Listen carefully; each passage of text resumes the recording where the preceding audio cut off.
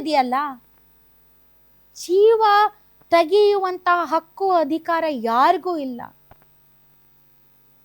ಅಂಥದ್ರಲ್ಲಿ ಹೆತ್ತ ತಂದೆನೆ ಒಬ್ಬ ದಲಿತ ಯುವಕನನ್ನ ಮದುವೆ ಆದ್ಲು ಅನ್ನೋ ಕಾರಣಕ್ಕೆ ಈ ರೀತಿ ಕೊಚ್ಚಿ ಕೊಚ್ಚಿ ಕೊಲೆ ಮಾಡ್ತಾನೆ.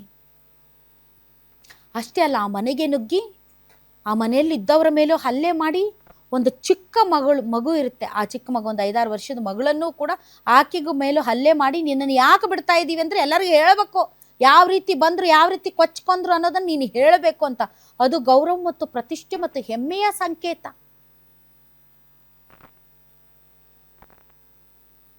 ಈಗ 4 ಜನ ಯಾರು ಮರ್ಯಾದೆ ಹೋಯ್ತು, 4 ಜನ ಯಾರು ಅವಮಾನ ಮಾಡಿದ್ರು, ಅವರೆಲ್ಲರೂ ಈಗ ಬರ್ತಾರ ಮುಂದಕ್ಕೆ ಬಂದು ಅವ್ರು ಮಾಡಿರೋದು ತುಂಬ ಗನಂದಾರಿ ಕೆಲಸ, ತುಂಬ ಒಳ್ಳೆ ಕೆಲಸ ಮಾಡಿದೆಯಪ್ಪ ನೀನು ಅಂತ ಬಂದು ಶಹಬಾಸ್ಗಿರಿ ಹೇಳ್ತಾರಾ?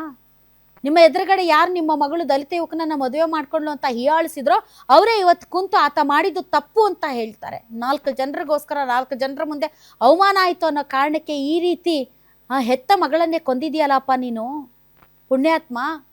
ಇವತ್ತು ನಿನ್ನ ಈ ಒಂದು ಅಪರಾಧದಲ್ಲಿ ಭಾಗಿಯಾಗೋದಕ್ಕೆ ಯಾರು ಅವಮಾನ ಆಯಿತು ಅಂತ ತಮ್ಮನ್ನ ಪ್ರವೋಕ್ ಮಾಡಿದ್ರಲ್ಲ, ಅವರೆಲ್ಲ ಬಂದು ಕಾನೂನು ಕಟ್ಕಟೆಯಲ್ಲಿ ನಿಂತ್ಕೋತಾರ, ಬರ್ತಾರ? ನೀನು ಮಾಡಿದ್ದು ಸರಿ ಅಂತ ಹೇಳುವಂಥ ತಾಕತ್ತು ಧೈರ್ಯ ಪ್ರದರ್ಶನ ಮಾಡ್ತಾರ? ಯಾರು ಮರ್ಯಾದೆ ಹೋಯ್ತು, ಯಾರು ಅವಮಾನ ಆಯಿತು ಅಂತ ತಮ್ಮನ್ನ ಪ್ರಚೋದನೆ ಮಾಡಿದ್ದಾರೆ ಅಥವಾ ಸಮಾಜದಲ್ಲಿ ಈ ರೀತಿಯಾದಂತಹ ವ್ಯವಸ್ಥೆಗೆ ಕಾರಣರಾಗಿದ್ದಾರೆ, ಅವರೆಲ್ಲ ಬಂದು ಆಯ್ತು ನೀನು ಮಾಡಿರೋದು ತುಂಬ ಒಳ್ಳೆ ಕೆಲಸ, ನಿನ್ನ ಮಗಳನ್ನ ನೀನು ಕೊಂದುಬಿಟ್ಟೆ ಕೊಚ್ಚಿ, ನೀನು ಮಾಡಿರೋದು ಸರಿ ಇದೆ ಅಂತ ಕಾನೂನ ಕಟ್ಕಟೆಯಲ್ಲಿ ಬಂದು ಹೇಳ್ತಾರ ಯಾರಾದರೂ?